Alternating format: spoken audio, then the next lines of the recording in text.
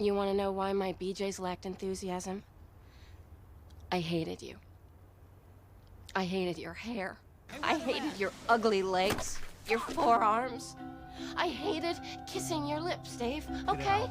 And that's why I lacked enthusiasm when your cock was in my mouth. More dildo, more fucking. I thought you were trying to improve matters with Noreen, if not reconcile. The Weatherman, starring Nicolas Cage and directed by Gore Verbinski and written by Steve Conrad, was released in 2005, and it is about a man, a weatherman in particular, who is played by Nicolas Cage, and his name is Dave Spritz. What kind of name is Spritz? It's a bullshit name. It's a TV name. He's bullshit. Now, Dave Spritz is a simple man.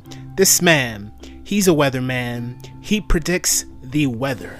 You should say we might see some snow, but it might shift south, miss us. I can say it, but I sort of want to understand it. Why is that? It's wind, man. Blows all over the place. Every so often, people throw fast food items at Dave Spritz, the weatherman. Weatherman!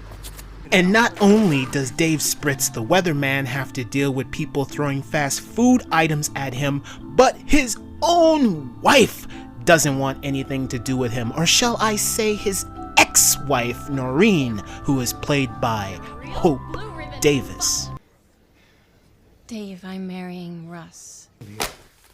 What the fuck? Why are you here? What are you doing? Why are you here? I'm helping Noreen. Why are you helping? And that's the beauty of this movie, is that it shows you the in and outs of this man's life as a weatherman and people throwing things at him. But then that's not all of it, because then it also shows you the situation with his ex-wife Noreen and her marrying a man named Russ and his situation with that. And then it shows you the situation with his son, played by a young Nicholas Hoult, who has his own situation with his counselor. Then it shows you the situation with his daughter and her dealing with her own emotional turmoil. And then it shows you Nicolas Cage, Dave Spritz, dealing with his father's situation, because his father, who was played by My Cocaine, who has lymphoma. I have lymphoma, David.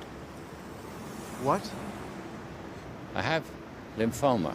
What I find truly fascinating about this movie, besides the phenomenal performances from everyone all across the board and the interesting cinematography, the visuals, the sound design, like there are moments in this film where you see the landscape, the scenery, it's beautiful, you soak it all in, and then you just hear the sounds of nature, the sounds of the ice and the water, and it's just sounding like beautiful ASMR music. And speaking of music, on top of that, the musical score by Hans Zimmer here is mwah, it's spectacular. It's like the greatest score. It's among the greatest scores, like the score in this movie. It's like this is Hans Zimmer before Hans Zimmer was a Hollywood cheat code.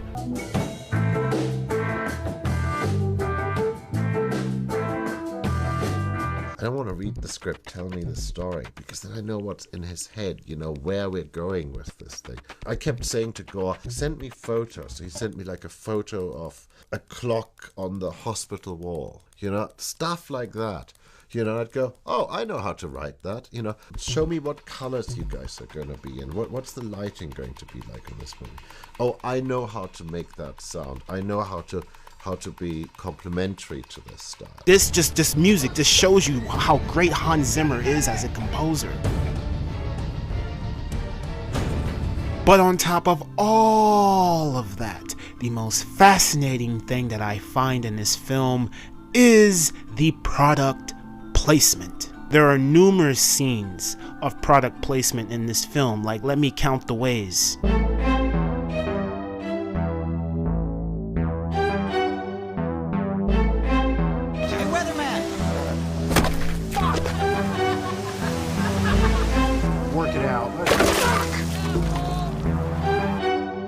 What's this? It's big old.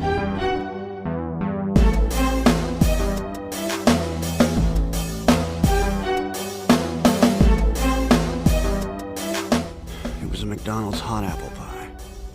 They're not kidding. It was hot. it's 80 cents. No, it says 72. After the whole everything, it's 80. What the fuck?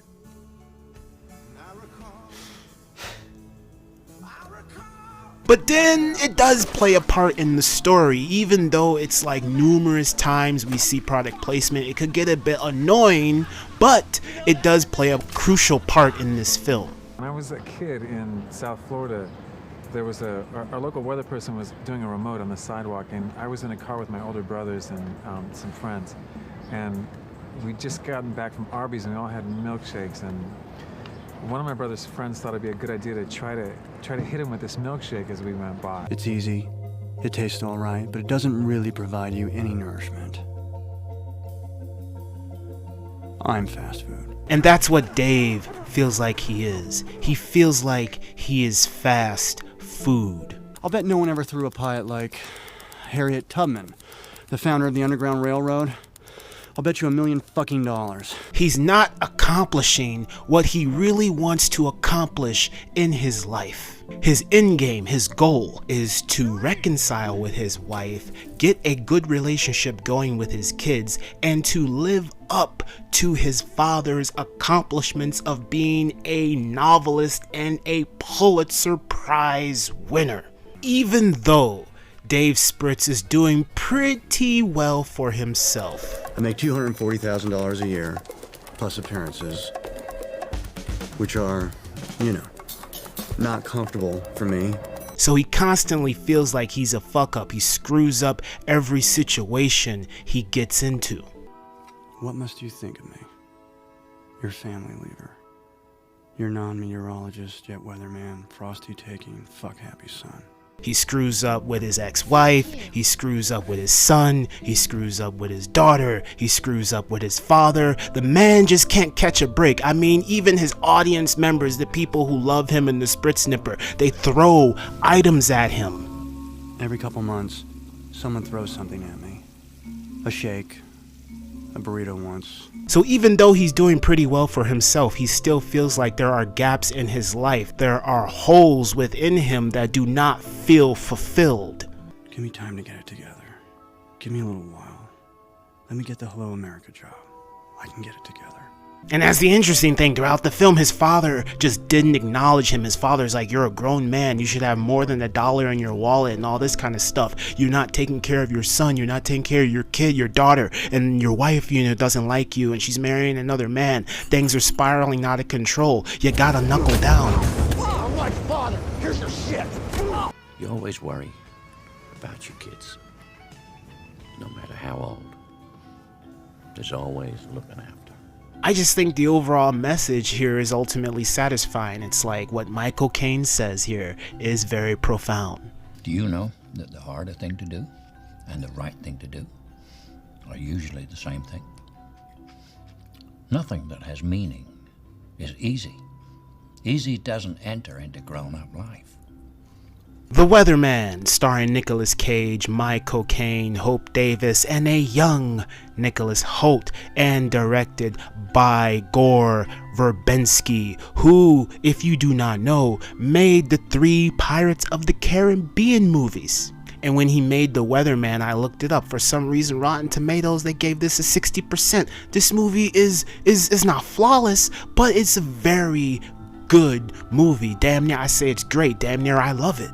So the message within the story is about how you may have a certain goal in life and you may not be able to reach those goals, but you shouldn't let that get you down. You should be able to set other things up to accomplish, and that's, I don't know how to describe it. I enjoyed this film. I damn near loved it from top to bottom. I think this film is damn near flawless.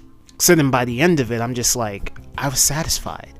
I was satisfied with this movie. I was on the roller coaster ride of emotions. So I don't know where this 60% thing came from. Like, that just doesn't make any sense to me. Fuck you. You know, Dave, you can't even... And this is one of the most finest performances from Nicolas Cage that I have ever seen. I mean, we already know the man is a solid actor when he wants to be. I mean, he can be goofy, he can be serious, he can be whatever he wants to be. And in this, he just plays a down-to-earth weatherman, just a down-to-earth man who is trying to get by in his life.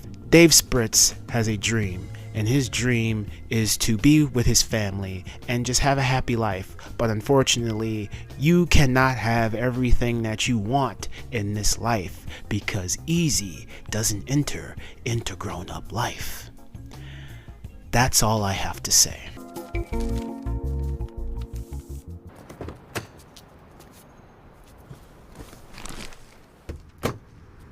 Let me just move this letter from Hello America.